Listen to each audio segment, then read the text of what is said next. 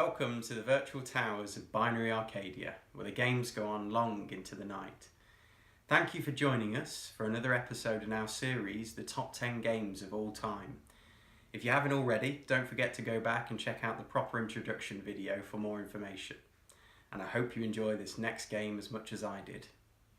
Let's start our Top 10 Video Games of All Time series with a real golden age classic.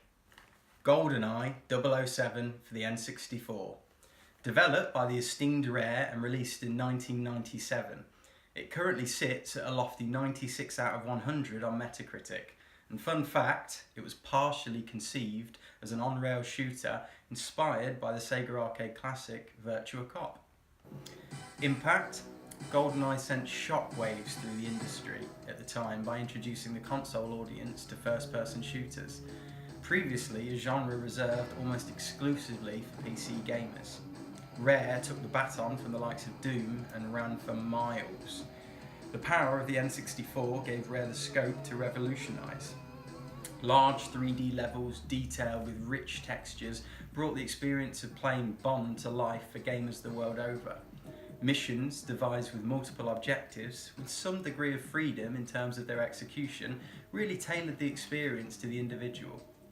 The manual aim feature, a predecessor to modern shooters aiming down sights or ADS, granted the player a freedom of movement previously unseen. When paired with the context-sensitive hit animations during gunplay, it set a new standard for FPS realism and immersive gameplay. And the cherry on the cake of this perfect package of Hollywood espionage was a fabulously in-depth multiplayer mode. Goldeneye 007 raised the bar in almost every arena imaginable. Personal experience. For starters, I adored the film, so I snapped up my ticket to ride with giddy mirth. A lingering memory for me centres around the frigate level. I remember playing it over and over again, endlessly experimenting to find different ways of completing the objectives, and quite frankly, just enjoying the excellent sound design and exciting gunplay. It was my first real taste of dynamic and emergent gameplay design, and I loved every minute of it. I was just sad that Xenia Onatop didn't feature in some hidden Easter egg scene, but this wasn't a Hideo Kojima game. Longevity. In terms of influence, Goldeneye certainly lives on, its innovations paving the way for shooters to this day. But to revisit the game when spoiled by today's modern standards and conveniences is really only a labour of love and a test of patience. The frame rates leave a lot to be desired. The C button controls feel damn near unplayable compared with an analog stick and make Bond handle like a crane grab game. And the game's linear design and story pacing are somewhat less sophisticated than they seemed at the time. But we'll always have the memories of playing as Oddjob in the multiplayer. OP.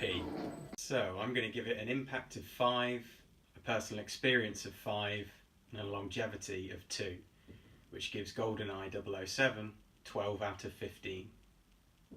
Well, I hope you enjoyed the video, and if you did, then please give us a like, and if you didn't, a dislike. Feedback's always good. And if you want to see more from us, then don't forget to hit the subscribe button and ring that bell for notifications. And I think that's about it. Another one for the archives.